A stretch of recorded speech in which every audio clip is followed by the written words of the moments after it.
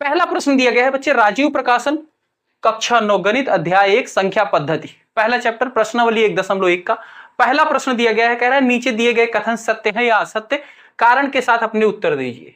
तो बच्चे अभी मैं डायरेक्ट आपको क्वेश्चन कराऊंगा तो आपके पल्ले नहीं पड़ेगा। इसके लिए आपको समझ होनी चाहिए संख्या की, कि संख्या होती क्या है, कितने प्रकार की होती है। फिर आप अगर वो पता होगा तो आप इन सारे प्रश्नों को कर पाओगे, पहले प्रश्न को। ठीक है, तो सबसे पहले हम बात करते हैं कि संख्या क्या होती है, इसको ध्यान से समझो। ठीक है, मान लो बच्चे मेरे को यहां से कहीं जाना है, मान लो अमेठी जाना है, तो कहीं भी जाने से पहले हम पता करते हैं यहां से कितनी दूर है, किधर से रास्ता है, किधर से कम ज्यादा चलना पड़ेगा, कम दूरी है, कहां से ज्यादा दूरी है। ठीक है, तो वहां पे कुछ बात होती है, कोई बताया भाई 15 किलोमीटर है, 17 किलोमीटर, 18 किलोमीटर, अलग अलग रास्ते से। ठीक है, तो ये जो 15, 18, 17 की बात हो रही है, ये क्या है, यही तो संख्या है। ठीक है, या फिर हम बाजार जाते हैं, मान लो बाजार गए हैं, वहां पे सब्जी, दाल चावल कुछ खरीदना होता है, तो वहां हम जाके दुकानदारों को क्या कहते हैं, भैया चावल दे दो। नहीं, चावल देगा, बोलेगा क्या, कितना दूं भाई, कुछ तो बताना पड़ेगा ना, एक चावल, दो चावल, चार चावल ऐसे उठा के दे देगा, लो 2 चावल हो गए। नहीं, इससे नहीं काम चलेगा, हमें कुछ अंक बताने होते हैं, कुछ संख्याएं बतानी होती है कि 14 किलो चाहिए, 15 किलो चाहिए, 20 किलो चाहिए, 1 कुंटल चाहिए, 50 किलो चाहिए, है ना। तो वो क्या है जो आप बता रहे हो, 20, 50, 24, 28, 100, ये क्या है, संख्या है। तो संख्या का तो यही काम होता है ना जीवन में अपने। ठीक है, तो संख्या की परिभाषा क्या हो जाएगी बच्ची, क्या हो जाएगी परिभाषा, जिससे किसी वस्तु को गिना जाए, तौला जाए और उसका नामकरण किया जाए, उसे संख्या कहते हैं। ठीक है, अब भाई गिनने का भी काम संख्या का होता है ना, कहीं पे जाते हो कुछ खरीदने, जैसे केला, केला गिन के बिकता है, 1 दर्जन मतलब 12 केले, तो वो गिन के देता है, 1 2 3 4 5 6 7 8 9 10 11 12, 1 दर्जन बोला तो 12 केले दे दिया, हो गया। तो गिनने का भी काम होता है, गिनने का काम बहुत हर जगह ही होता है। ठीक है, स्कूल में विद्यार्थियों को गिना जाता है, कितने विद्यार्थी आए कितने नहीं आए, आपकी क्लास में कितने विद्यार्थी हैं गिन के पता करते हो, 1 2 3 4, तो ये गिनने का काम होता है। बाजार में गए वहां पे काम होता है, कहीं जा रहे हो दूरी नापने के लिए उसका नामकरण पहले से हम देख लेते हैं बोर्ड पे कि भैया यहां से ये जगह कितनी दूर है। ठीक है, ये नामकरण हो गया, समझ में आई परिभाषा। तो मैं इधर साइड में लिख देता हूं बच्चे एक एक चीज को, तो ये साइड में इधर मैं समझाऊंगा, इधर आपको क्वेश्चन इसके करने हैं।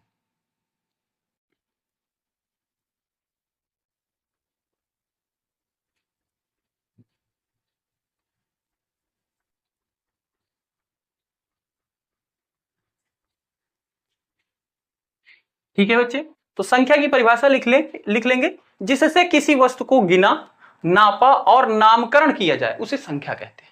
ठीक है, तो ये हो गई संख्या की परिभाषा। अब बात आती है बच्चे की संख्या कितने प्रकार की होती है, तो मैं यहां से ला ले रहा हूं एक लाइन। ठीक है, कि संख्या कितने प्रकार की होती है। ठीक है, इसको ध्यान से समझो। मान लो आप कहीं जंगल में गए हो, ठीक है, आपके साथ मैं ही हूं। ठीक है, आपको जंगल में ले गए, खड़े हो गए, बिल्कुल पेड़ ही पेड़ है चारों तरफ। ठीक है, आपसे बोल दिया जाए बच्चे गिन के बताओ कितने पेड़ हैं यहाँ पे, तो क्या करोगे आप, गिनना शुरू कर दोगे, जाहिर सी बात है। जहां तक आपको दिख रहे हैं पेड़ गिन के बताओ कि हाँ यहां से लेके वहां तक कितने हैं, क्या गिनना शुरू करोगे, तुरंत आप शुरू करोगे 1 2 3 4 5 6 7 8 9 10 11 12 13 14 15, जितने आपको दिख रहे हैं गिनते चले जाओगे। ठीक है, अनंत तक। क्या कोई पेड़ छोटा होगा तो उसको आधा गिनोगे, नहीं, हमने बोला पेड़ गिनना है। ठीक है, छोटा बड़ा नहीं, छोटा होगा बड़ा होगा सबको एक ही गिनोगे, कोई पेड़ छोटा है उसका भी एक, कोई बड़ा है उसको भी एक। ठीक है, 2 3 4 ऐसे। ठीक है, तो ये जो संख्याएं आपके अंदर से निकली काउंट करने के लिए अपने आप निकली प्राकृतिक रूप से। ठीक है, इन्हीं संख्याओं को बोलते हैं बच्चे प्राकृतिक संख्या। तो सबसे पहली संख्या आती है प्राकृत संख्या। प्राकृत संख्या जिसको अंग्रेजी में कहते हैं नेचुरल नंबर। ठीक है, जिसको अंग्रेजी में क्या कहते हैं, नेचुरल नंबर। ये कौन सी संख्याएं होती है बच्चे, तो इसके अंदर 1 2 3 4 5 ऐसे काउंट करते चले जाओ, कहां तक, अनंत तक, अनंत, खत्म ही ना हो, इतनी संख्या गिनते चले जाओ।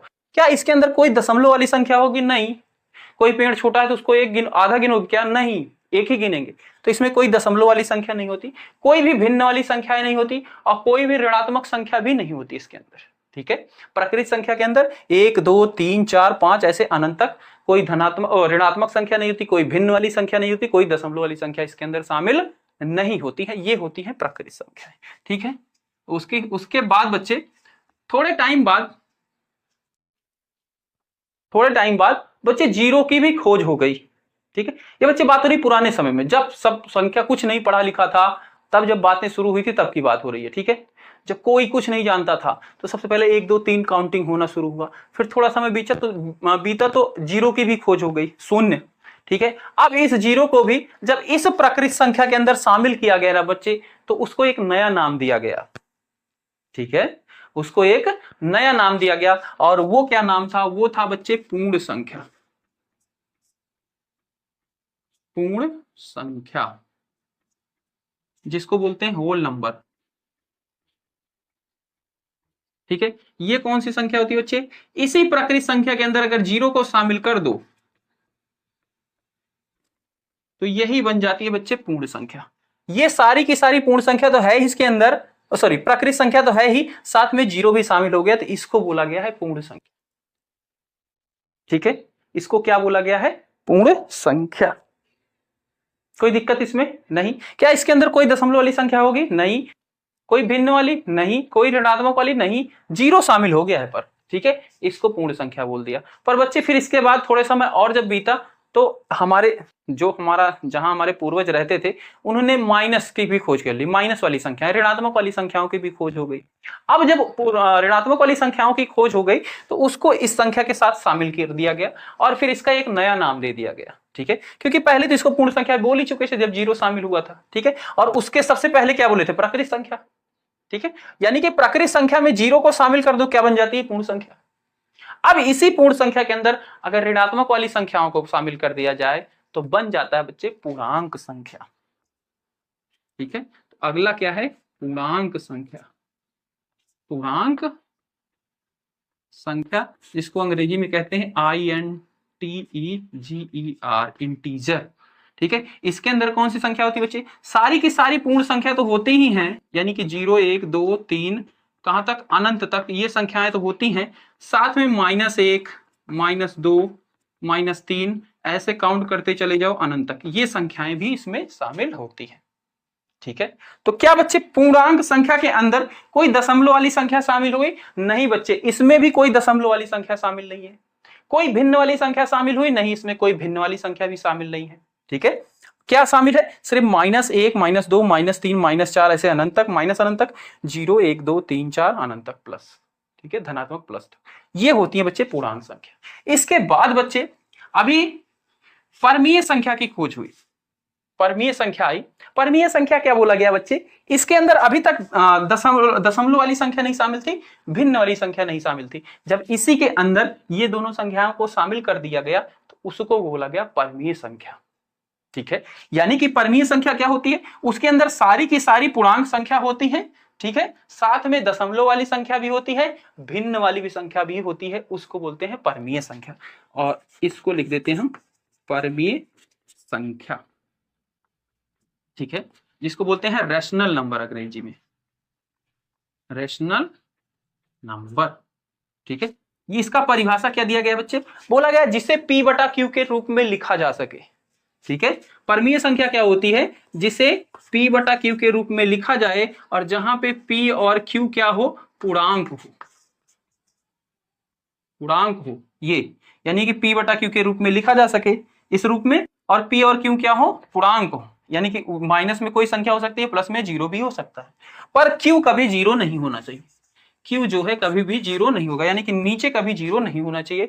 वो सारी संख्याएं परमीय संख्या होती है। तो बच्चे मैंने अभी बोला कि सारी की सारी पूर्णांक संख्या को इसमें परमीय संख्या के शामिल किया गया। तो क्या ये सारी पूर्णांक संख्या P बटा Q के रूप में लिखी जा सकती है? हाँ बच्चे, लिखी जा सकती है। देखो जैसे -2 है, -2 इसको मैं इस रूप में बना सकता हूँ। हाँ बिल्कुल बना सकता हूँ। -2 को लिख दो -2 बटा 1। हाँ, एक किसी के नीचे भी लगा सकते हो बच्चे, आपको पता होगा। तो ये क्या हो गया? -2 बटा 1 P बटा Q के रूप में हो गया, यानी कि -2 परमीय संख्या है। ठीक है, -3 सॉरी प्लस का 3, ये भी परमीय संख्या। 3 को भी लिख सकते हो 3 बटा 1, ये हो गया P बटा Q के रूप में।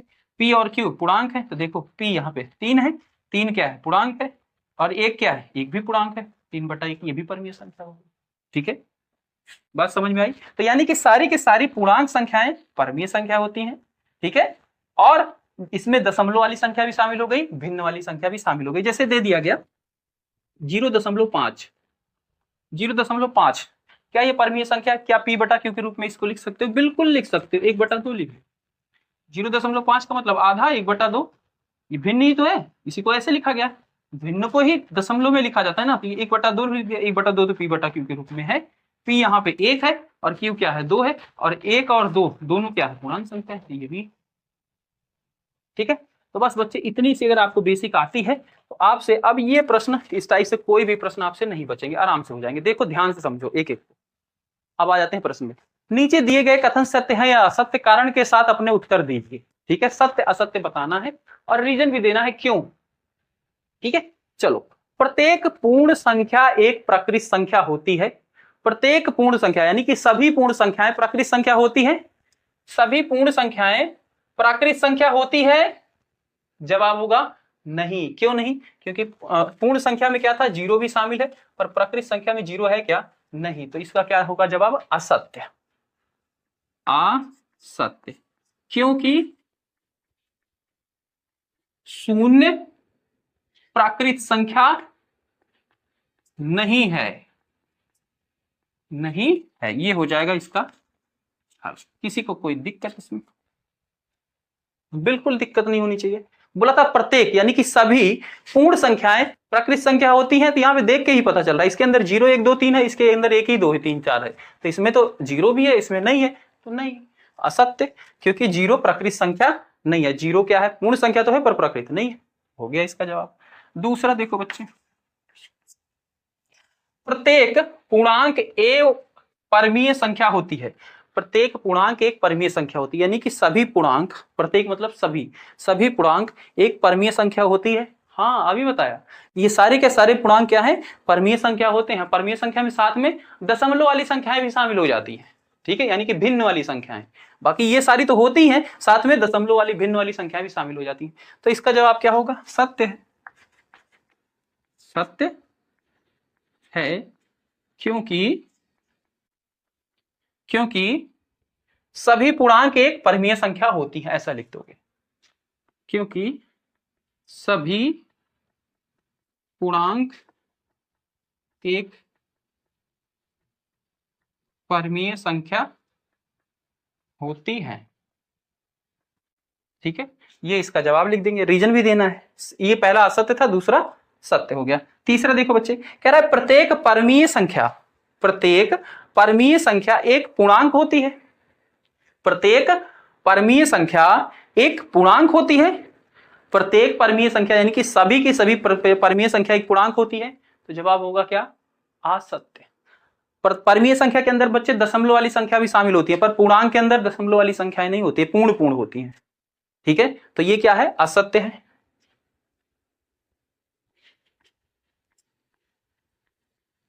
हल लिखेंगे असत्य, क्योंकि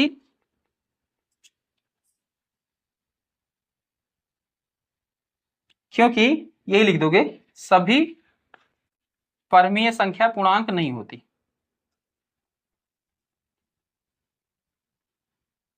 परमीय संख्या पूर्णांक नहीं होती। ठीक है, ये इसका जवाब हो जाएगा। अगले देखो बच्चे, इसका चौथा भाग कह रहा है कि प्रत्येक प्राकृत संख्या एक पूर्ण संख्या है। प्रत्येक प्राकृत संख्या एक पूर्ण संख्या, यानी कि सभी प्राकृत संख्या पूर्ण संख्या है। सभी प्राकृत संख्या पूर्ण संख्या है। हाँ, इसके अंदर 1 2 3 4 अनंत तक पूरी की पूरी संख्या इसके अंदर शामिल है, तो यह सत्य है।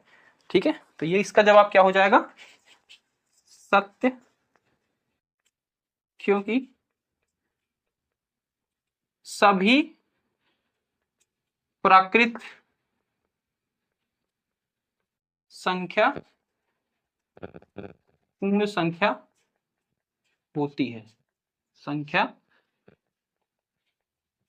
होती है। ठीक है, तो बच्चे इसका 4 भाग हमने करा दिया है। इसको आप स्क्रीनशॉट ले लो या फिर वीडियो को रोक लो और इसको अच्छे से नोट कर सकते हो। चाहो तो फेयर कॉपी बना रहे हो या फिर रफ कर रहे हो, आराम से इसको नोट कर लो। ठीक है, अभी इसके और 2 भाग हैं, मैं उसको कराता हूं। इसको मिटा के वीडियो को रोक लो और फिर इसको नोट कर लो। मैं इसको मिटा रहा हूं।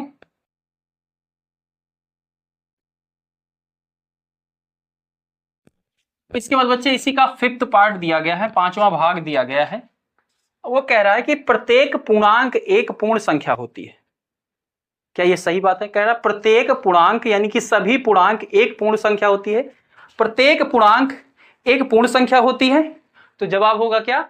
नहीं, यानी कि असत्य। इसके अंदर भाई ऋणात्मक वाली संख्याएं भी होती है, -1, इसके अंदर होती है क्या? नहीं। तो इसका जवाब होगा असत्य। असत्य क्योंकि सभी पूर्णांक पूर्ण नहीं होती, पूर्ण संख्या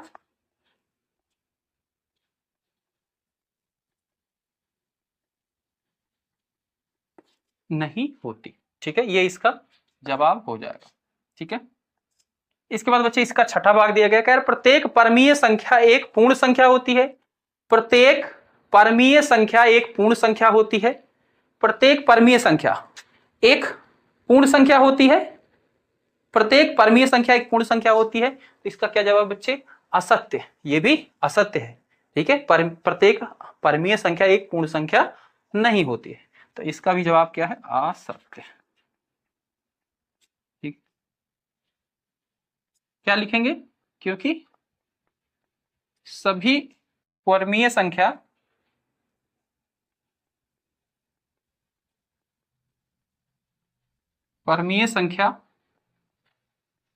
पूर्ण नहीं होती, पूर्ण नहीं होती। ठीक है, तो इस तरीके से बच्चे इसको लिख देंगे। लास्ट में बच्चे इसमें बात हुई थी परमीय संख्या की। परमीय संख्या में क्या बताया था कि सभी की सभी पूर्णांक संख्याएं परमीय संख्या होती हैं। ठीक है, जैसे हमने एग्जांपल भी दिया था कि जैसे -2 है, -2 को आप p/q के रूप में लिख सकते हो। हाँ, -2/1 लिख दो, हो गया, p/q के रूप में हो गया। और यहाँ पे p पूर्णांक है, p और q पूर्णांक होना चाहिए, तो -2 बच्चे पूर्णांक संख्या है और 1 भी पूर्णांक संख्या है, हो गया ये। ठीक है, इसी तरीके से 3, ये 3 है, 3 को 3/1 लिख सकते हो। ठीक है, कोई भिन्न वाली संख्या है जैसे 0.5, ये भी परमीय संख्या होती है, इसको 1/2 लिख दो, हो गया p/q के रूप में। ठीक है, तो ये सारी संख्याएं क्या होती हैं? परमीय संख्या होती हैं। अब क्वेश्चन में क्या है? क्वेश्चन में कह रहा है क्या शून्य एक परमीय संख्या है? देखो बच्चे, तो शून्य क्या है? पूर्णांक संख्या के अंदर आता है, तो जाहिर सी बात है मैंने जो बताया उस हिसाब से तो ये परमीय संख्या है। हाँ है। क्या इसे p/q के रूप में लिख सकते हो? बिल्कुल लिख सकते हो भाई। जैसे ये 2 को लिखो थे -2 को, वैसे 0 है, 0 को 0/1 नहीं लिख सकते, लिख दिया, p/q के रूप में है ना, हो गया। ठीक है, तो p/q के रूप में लिख दिया। p यहाँ पे p और q पूर्णांक है, हाँ 0 और 1 भी पूर्णांक है, दोनों हो गया। ये है परमीय संख्या और इसको इस रूप में लिख सकते हैं। तो वही चीज ये पूछ रहा है, क्या शून्य एक परमीय संख्या है? क्या आप इसे p/q के रूप में लिख सकते हैं? तो लिख दिया। जहां p और q पूर्णांक है और q is not equal to 0, हाँ जहां p और q पूर्णांक है, q इज नॉट। तो इसका जवाब क्या लिखेंगे? हल। तो जवाब तो है हाँ, हाँ शून्य एक परमीय संख्या है। उसके बाद कह रहा है क्या आप इसे p/q के रूप में लिख सकते हैं? तो इसका भी जवाब होगा हाँ, p/0 को लिख दो 0/1।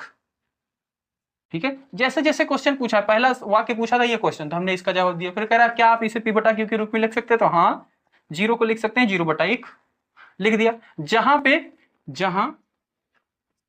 p और q पूर्णांक है, ये भी पूर्णांक संख्या, ये भी पूर्णांक है, और q यहाँ पे 0 तो नहीं है, नहीं, तो q is not equal to 0, q 0 के बराबर नहीं है। ठीक है, इतना जवाब इसका लिखना है। इसमें कह रहा है कि 3 और 4 के बीच में 6 परमीय संख्या ज्ञात करो। तो बच्चे जब भी ऐसे प्रश्न आएंगे आपके, उसमें बोलेगा कोई भी 2 संख्या दे देगा, बोलेगा इसके बीच में 4, 5, 6 जितने भी बोलेगा परमीय संख्या निकाल लो। तो बच्चे इसको करने के तो कई सारे तरीके हैं, पर एक तरीका आप समझ लो कोई सा जो सबसे इजी हो। तो मैं सबसे आसान तरीका बता रहा हूं, और बच्चे हर एक तरीके से करोगे तो इसका अलग अलग जवाब आएगा। तो जरूरी नहीं है मैं जो इस तरीके से इसका निकालूं, जो आंसर हो, जो बुक में दिया गया हो आंसर उत्तरमाला उसमें मिले। ठीक है, ठीक है, क्योंकि जितने भी तरीके से निकालोगे अलग अलग परमीय संख्या निकलती है, क्योंकि किन्हीं 2 परमीय संख्या के बीच में अनंत परमीय संख्याएं होती हैं। ठीक है, निश्चित तो है नहीं कि कितनी होती है, 1 2 3 ही होंगी, उसमें अनंत होती है, जितना आप निकालना चाहो। तो अब वो कौन सी परिमेय संख्या निकाल के दे रहा है, किस नियम से निकाल रहा है, अलग अलग आ सकती है। तो एक जो नियम मैं बता रहा हूं उससे इसको करो, और वही नियम सबसे बेस्ट है, सबसे अच्छा है, ठीक है। बाकी एग्जाम में आएगा, आप इसी नियम से करना, कोई गलत काटेगा नहीं, ठीक है। चलो देखो इस नियम को क्या है, तो मैं क्वेश्चन के साथ ही करा रहा हूं, ठीक है। जब भी आपको कोई दो संख्या दी जाए तो सबसे पहला है कि इस संख्या को आप p/q के रूप में बनाओ, जो भी संख्या दी गई हो। अगर p/q के रूप में रहेगा तो आपको बनाने की जरूरत नहीं है, तो यहां पे ये नहीं है, तो सबसे पहले इसको हम बनाएंगे p/q के रूप में, ठीक है। 3 है, 3 को लिख सकते हो 3/1, हाँ हो गया p/q के रूप में। चौथा, दूसरा क्या है, दूसरा है 4 है, 4 को भी मैं 4/1 लिख सकता हूं, हो गया p/q के रूप में, दोनों हो गई p/q के रूप में।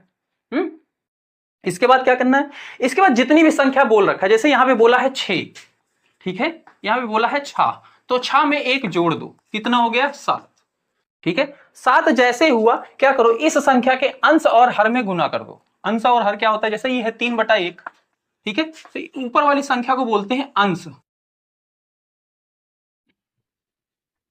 और नीचे वाली संख्या को बोलते हैं हर, ठीक है। जो बटे के ऊपर वाली होती है उसको अंश और नीचे वाले को हर।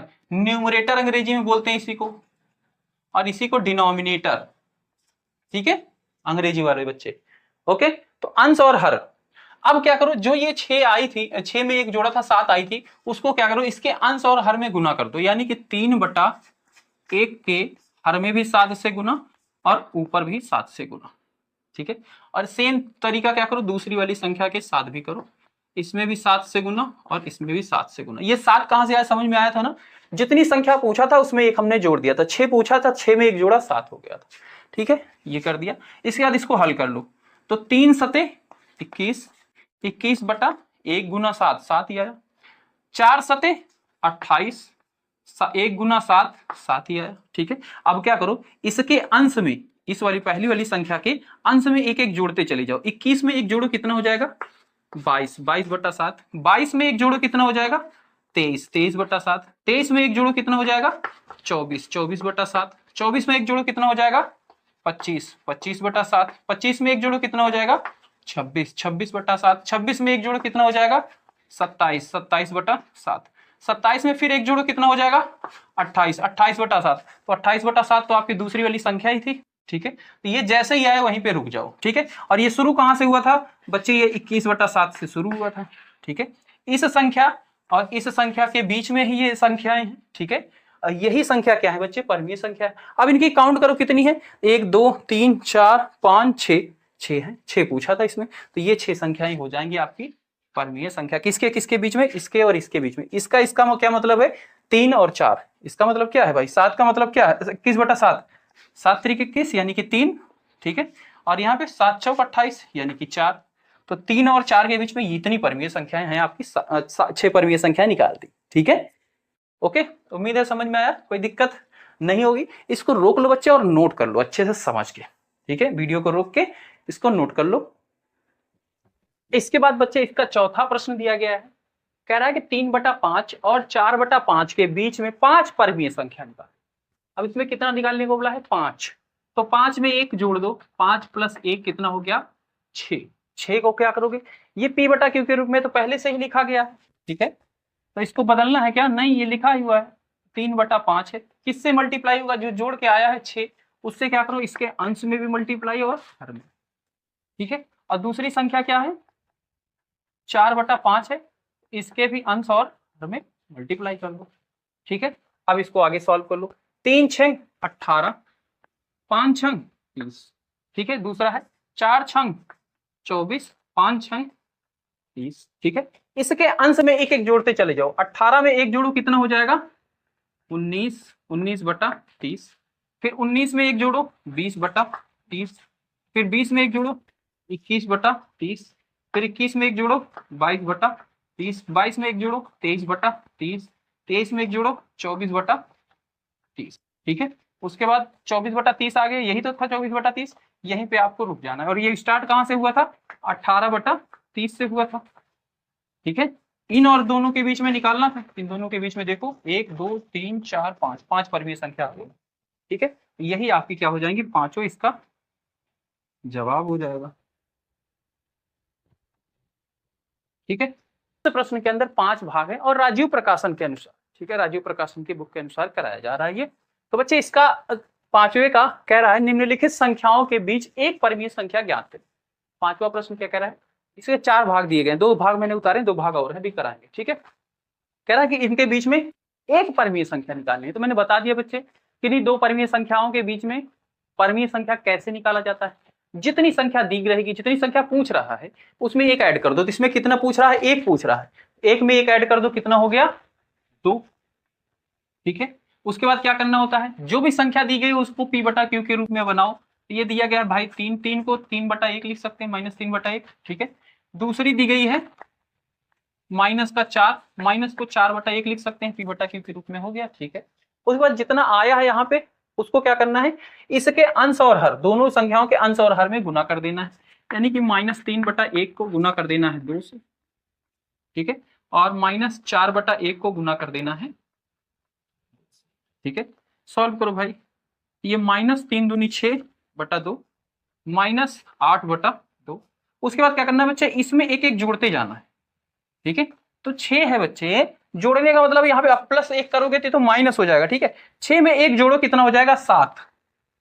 ठीक है, तो -7 बटा 2 क्या हो जाएगा, इसकी एक संख्या हो जाएगी। ठीक है, अभी उस तरीके से मतलब इसमें ऐसे जोड़ोगे संख्या, -6 है, इसमें -1 जुड़ जाएगी, ये हो जाएगी 7 ऐसे। ठीक है, अंश में। ठीक है, माइनस में संख्या रहेगी तो उसमें माइनस में जोड़ना है। तो ये -7 बटा 2 क्या हो जाएगा, इसके बीच में हो जाएगा, और इसमें एक जोड़ोगे तो ये -8 बटा 2 आ जाएगा, और ये -6 बटा 2 था ही। ठीक है, इस संख्या और इस संख्या के बीच में यही है, ये इसका जवाब हो जाएगा। ठीक है, सेकंड भाग पे आते हैं भाई। ठीक है, सेकंड भाग पे आते हैं।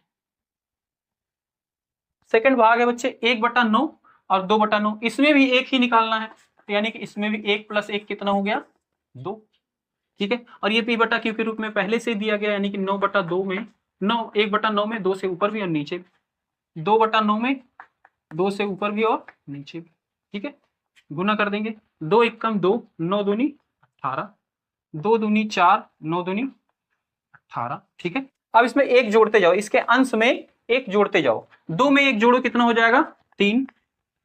ठीक है, फिर 3 में 3 हो गया, 3 में एक जोड़ोगे क्या आ जाएगा 4, 4/18। तो इन दोनों के बीच में तो यही एक संख्या है। ठीक है, अगला जोड़ेंगे 4/18 आ जाएगा, और 4/18 तो यही है, और इधर 2/3, 2/18 था ही, तो इसके और इसके बीच में यही एक संख्या है जो इसका हल है। ठीक है, 3/18, इसी को बच्चे काट सकते हो, 3 × 3, 3 × 6 18, यानी कि 1/6 आंसर जो दिया होगा 1/6 होगा इसका।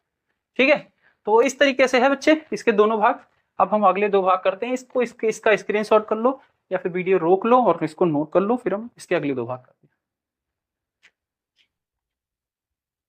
देखो बच्चे, इसका तीसरा भाग दिया गया है 0.75, 0.12, 0.75, इनके बीच में निकालना है। तो सबसे पहले बच्चे जो दशमलव में दिया गया इसको भिन्न में बदल लो। तो भिन्न में कैसे बदला जाता है भाई, 0.75 को अगर मैं 100 से गुना कर दूंगा, ठीक है, और बच्चे जब 100 से गुना करेंगे तो हम 100 से भाग भी करेंगे। ठीक है, क्या हो जाएगा, ये तो 100 से गुना होके ये 175 हो जाएगा अपॉन 100 हो जाएगा। दशमलव हट गया, क्या कैसे हुआ, ध्यान देना, 75 0.75 को 100 से करोगे तो ये 2 जीरो लग जाएगा।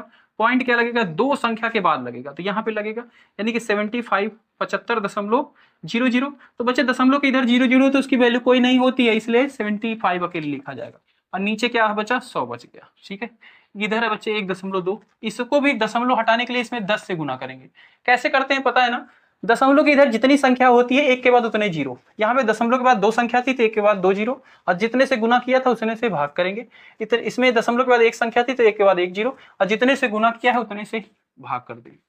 ये हो जाएगा 120, 120 1 दशमलव के बाद लग जाएगा, यानी कि 12 बचा ऊपर बटे 10, यानी कि इसको मैं दशमलव हटा देता हूँ, सीधा 12/10 लिख देता हूँ, ये यहाँ तक कोई दिक्कत नहीं। ठीक है, इसको काट के छोटा कर सकते हैं, हाँ काट सकते हैं, 5 से कटेगा ये, हाँ 5 × 5, 5 × 5 = 25। ठीक है, 5 दूनी 10। ठीक है, फिर 5 से कटेगा, हाँ कटेगा तो ठीक है, 5 से फिर भी कटेगा ये, 5 × 3 = 15, 5 × 4 = 20, 3/4 आ गया, ये भी कटेगा, हाँ 2 से कटेगा, 2 × 6 = 12, 2 × 5 = 10, ठीक है। तो ये कुल मिला के नई जो संख्या आ गई है बच्चे 3/4 और 6/5। ठीक है, कोई दिक्कत यहां तक नहीं। एक संख्या निकालनी है, एक में एक जोड़ो यानी कि 2, 2 से इसके अंश में भी गुना और हर में भी गुना, इसमें भी। ठीक है, इनको सॉल्व करो। 3 दूनी 6, 4 दूनी 8। ठीक है, और इसको भी 6 दूनी 12, 5 दूनी 10।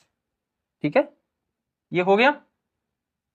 तो बच्चे ये आया। अब इसमें एक जोड़ दो इसके अंश में 6 को, 7, 7/8 ये हो जाएगा इसका जवाब। ठीक है, जरूरी नहीं बच्चे ये जो आंसर आ रहा है यही आपके बुक का जो उत्तर दिया गया वो भी आए, पर ये भी 7/8 भी इन्हीं दोनों संख्याओं के बीच में ही है और परमीय संख्या है। ठीक है, तो अलग अलग इसके बीच में अनंत परमीय संख्या है, तो कोई और जवाब दे सकता है। ठीक है, तो इसको नोट कर लेना। इसके बाद बच्चे इसका चौथा पार्ट देखो, ये है 8 और 9। 8 को लिख सकते हो 8/1, 9 को लिख सकते हो 9/1। इनके बीच में एक परमीय संख्या निकालनी है, यानी कि 1 + 1 2 हो गया। ठीक है, यानी कि 2 से इधर भी गुना, इधर भी गुना। ठीक है, इसमें भी गुना और इसमें भी गुना। ठीक है, तो 8 दूनी 16, 16/2 = 2, 9 दूनी 18, 2 = 2। इसमें एक जोड़ो, 16 में एक जोड़ो कितना हो गया 17, 17/2। उसके बाद एक जोड़ोगे 18/2 ही आ जाएगा, तो यही हो जाएगा इसका जवाब 17/2। ठीक है, उम्मीद है बच्चों। प्रश्न है, कह रहा है निम्न संख्याओं के बीच परमीय संख्या ज्ञात कीजिए। निम्न संख्याओं के बीच परमीय संख्या ज्ञात कीजिए। इसमें बच्चे 6 भाग हैं, तो मैंने अभी 2 यहाँ पे नोट किए हैं, पहला और दूसरा। पहला बोला गया है 1/5 और 4/5 के बीच 2 परमीय संख्या ज्ञात कीजिए। तो बच्चे 2 परमीय संख्या इसके बीच में निकालने के तरीके अलग अलग हैं। ठीक है, और संख्याएं भी अलग अलग आएंगी। ठीक है, ठीक है, तो मैं जो तरीका बताया हूं उसी विधि से आपको करना है। ठीक है, जो दो संख्याएं आएंगी वो इन्हीं के बीच की होंगी। ठीक है, बाकी अलग मेथड से करोगे बच्चे आंसर मिलाने के चक्कर में फिर आपको बाद में कंफ्यूजन रहेगी एग्जाम में कि किससे करें कि इसका आंसर सही आए। तो एक मेथड पकड़ लो बच्चे, कोई सा भी, जो मैं बता रहा हूं ये बेस्ट है। ठीक है, इसको पकड़ लो और इसी से निकालो। ठीक है, कोई भी क्वेश्चन आपका गलत नहीं होगा, क्योंकि किन्हीं 2 परमीय संख्याओं के बीच में अनंत परमीय संख्याएं होती हैं, अनंत परमीय संख्या होती। तो बच्चे कोई जरूरी थोड़ी आप जो निकाल के दे रहे हो दूसरा वाला जो बुक में आंसर दिया गया सेम हो, नहीं, अलग अलग होगा। ठीक है, तो हम जो मेथड पढ़े थे उसी मेथड से हम आपको सारे इसके कराएंगे भाग। तो पहला दिया गया बच्चे 1/5 और 4/5। इसको सबसे पहले हम नोट कर लेते हैं।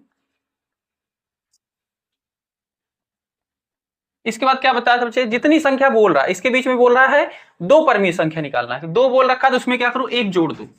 2 में 1 जोड़ो कितना हो गया 3। और ये जो आती है संख्या इसी से क्या करते हैं, जो संख्या है उसके अंश और हर में गुना कर देते हैं। ठीक है, अंश और हर में गुना कर देते हैं भाई, गुना कर दिए। अब देखो, तो ये क्या बन गया, 3 × 3, 5 तिहाई 15, 4 तिहाई 12, 5 तिहाई 15। ठीक है, अब क्या करो, ये जो नई संख्या आ गई है पहली वाली संख्या के अंश में एक एक जोड़ते चले जाओ। अंश क्या है 3, 3 में एक जोड़ो बच्चे क्या हो जाएगा 4, 4/15। फिर इसमें एक जोड़ो क्या हो जाएगी 5, 5/15। फिर एक जोड़ो बच्चे कितनी हो जाएगी, तो कितना बोल रखा है इसमें 2 ही बोल रखा है, तो बस इसमें 2 संख्या ही निकाल दो। ठीक है, 2 बोल रखा है तो हम 2 ही निकालेंगे। तो ये हो गया बच्चे 4/15, 5/15। किसके बीच में है, इस संख्या और इस संख्या के बीच में ही है, दिख रहा है ना। डिनोमिनेटर क्या है 15, 15 है। ये 4/15, 5/15, 6/15 आगे भी हो सकता है, पर इसमें 2 ही बोला था तो हमने 2 निकाल दिया। या फिर इसका एक बच्चे सीधा सा भी मेथड था। ठीक है, सीधा दिख रहा है 1/5 है, 4/5 है, डिनोमिनेटर हर क्या है बराबर है, इसमें एक जोड़ते चले जाओ बस। एक में जोड़ दो 2, 2/5, फिर 3/5। ठीक है, फिर 4/5। ये भी संख्या है इसी के बीच की है और ये भी इसी के बीच की ही। तो आप किसी भी मेथड से करो, ये भी आंसर जो दिया गया ये सही है, और ये आप जो मेथड बताया मैंने उसी से करना है, ये भी सही है। ठीक है, तो ये था बच्चे पहला पार्ट इसका। दूसरा पार्ट देखो बच्चे, कह रहा है 1 और 2 के बीच में 4 परमीय संख्या निकालनी। इसमें क्या बोला है 4, तो जितना बोल रखा है उसमें क्या करो एक जोड़ो। 4 में एक जोड़ दी कितना हो गया 5। ठीक है, उसके बाद क्या करते हैं बच्चे, जो संख्या दी गई है उसे p/q के रूप में लिख लो। तो 1 को 1/1 लिख सकते हैं और 2 को 2/1 लिख सकते हैं। ठीक है, उसके बाद जो जोड़ने के बाद आया है उसके अंश में भी उसी से गुना और हर में भी उसी से गुना, दोनों संख्याओं में। ठीक है, अब ये 5 × 5, 5 × 5। ठीक है, 2 पंचे 10, 1 पंचे 5। ठीक है, पहली संख्या के अंश में एक एक जोड़ते चले जाओ। 5 में एक जोड़ो कितना हो गया 6, 6/5, फिर एक जोड़ो कितना हो गया 7, 7/5, फिर एक जोड़ो 8, 8/5, फिर एक जोड़ो 9, 9/5, ठीक है। फिर एक जोड़ोगे बच्चे 10, 10/5, यही आ जाएगा। और यही इसके बीच की क्या हो गई, 4 परमीय संख्याएं हो गई, ठीक है। ये 4 परमीय संख्याएं इनके बीच की है, 1 और 2 की, ठीक है। अलग अलग मेथड से अलग अलग आएंगे बच्चे, तो इसको मैंने पहले ही बता दिया, तो इसको आप नोट कर सकते हो बड़े आराम से एकदम, ठीक है। और इसी मेथड को हरदम फॉलो करना बच्चे, कभी भी आपको कोई दिक्कत नहीं हो। इसके बाद बच्चे इसका तीसरा पार्ट दिया गया है 3/5 और 2/3, ठीक है। क्या करना है, कितना निकालना है इसके बीच में, 4 परमीय संख्या, तो 4 में 1 जोड़ दो बच्चे, कितना हो गया 5, ठीक है। इसकी पहले संख्या उतारो 3/5, इसमें किससे गुना होगा 5 से हो जाएगा, ठीक है। दूसरी संख्या क्या है 2/3, इसमें किससे गुना होगा 5 से गुना होगा, ठीक है, जितना आया था। आगे सॉल्व करें इसको, 3×5 = 15, 5×5 = 25, ठीक है। 2×5 = 10, 3×5 = 15, ठीक है। 3×5 = 15। अब क्या करो बच्चे, इसमें एक एक जोड़ते चले जाओ, बस इसमें पहली वाली संख्या में, ठीक है। इसमें एक जोड़ते चले जाओ बच्चे, 15 है, ये क्या हो जाएगा 16, 16/25, ठीक है। 17, 17/25, ठीक है। 18, 18/25, 19, 19/25, ठीक है। तो ये बच्चे 4 संख्याएं आपको लिख देनी है इसी तरीके से, 4 था तो 4 लिख दिया, 1, 2, 3, 4, और यही क्या हो जाएंगे बच्चे इसके जवाब, ठीक है। अगला पार्ट देखिए बच्चे, इसका चौथे में कह रहा है -5 और -6 के बीच में 4 परमीय संख्या, तो 4 में 1 जोड़ दो भाई, कितना हो गया 5 हो गया। इसको P/Q के रूप में लिखो भाई, -5/1 लिख दिए, और इसमें किससे गुना कर देंगे 5 से, इसके अंश में भी और हर में भी, ठीक है। दूसरी संख्या थी 6, 6/1 P/Q के रूप में लिख दिया, 5 से ऊपर भी और नीचे भी गुना कर दिया, ठीक है। सॉल्व किया भाई, इसको 5×5 = 25 हो गया, माइनस का बटे 5, 5×6 = 30 हो गया, माइनस का 5×5, ठीक है। अब इसमें एक एक जोड़ते चले जाओ, ठीक है। माइनस का 25 है, इसमें एक जोड़ोगे बच्चे, ये प्लस नहीं करना, मतलब माइनस में ही जुड़ेगा, ठीक है। तो माइनस में है तो -26, -27, -28 ऐसे, तो -26/5 इसके बीच में, -27/5, -28/5, -29/5, ठीक है। फिर -30 हो जाएगा, 30 तो यही आ जाएगा, और यही 4 संख्याएं हो जाएंगी इनके बीच की परमीय संख्या, ठीक है। तो ये है बच्चे इसका आंसर, इसको नोट कर लो, स्क्रीनशॉट ले लो। इसके बाद बच्चे इसका लास्ट भाग है, 5वां भाग है, कह रहा है कि 0 और 0.1 के बीच में 9 परमीय संख्या, इसमें 9 निकालना है, तो 9 में 1 जोड़ दो भाई, क्या हो गया 10, ठीक है।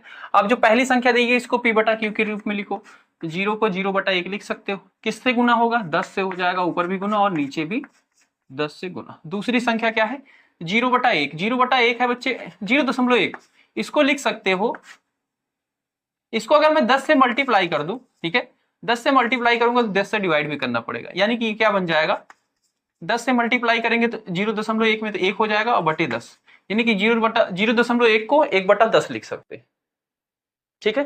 या फिर याद रखो बच्चे, जब भी दशमलव लगा रहता है, इसको दशमलव को मेरे को हटाना है, दशमलव को हटाने के लिए इस दशमलव को इधर लाना पड़ेगा, 1 के इधर, ठीक है। और जब भी दशमलव को इधर से इधर ले जाते हैं ना, तो इसमें भाग किया जाता है, किससे, जितनी संख्या ये इधर जाता है, दशमलव एक संख्या इधर गया है, ठीक है, तो 1 के बाद 1 0 लगा दो, यानी कि 10 से हमें भाग करना पड़ा, 1/10 हो गया, दशमलव हट गया, दशमलव गायब कर दिया, ठीक है, यानी कि ये 1/10 हो गया। इसको जब भिन्न में लिखा P/Q के रूप में, ठीक है, किससे गुना होगा 10 से ऊपर भी हो जाएगा, 10 से नीचे भी गुना हो जाएगा, ठीक है।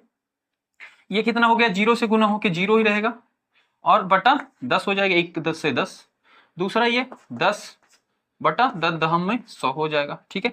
अब इसमें एक एक जोड़ते चले जाओ बस इसमें, ठीक है। 1 है 0 में 1 जोड़ो, 1/1, 1/10, 2/10, ठीक है, 3/10, 4/10, 5/10, 6/10, कितनी बोल रखी 9, 1 2 3 4 5 6, 6 हो गया, 3 और लिखा नहीं है, 7/10, 8/10, 9/10, ठीक है। बस ये हो गए इसके जवाब, ठीक है। ये क्या संख्या है इन्हीं के बीच में, और भी इन्हीं के बीच में क्या है बच्चे, ये तो भी 10 में ही है, और भी संख्या निकल सकती है, पर हमें 10 बोला था, हमने ये निकाल के दे दिया, ठीक है। तो ये हो जाएंगे बच्चे इसका जवाब, ठीक है। कोई दिक्कत है बच्चे कमेंट कर सकते हो, मिलते हैं अगली वीडियो में, जय हिंद, जय भारत प्यारे बच्चों।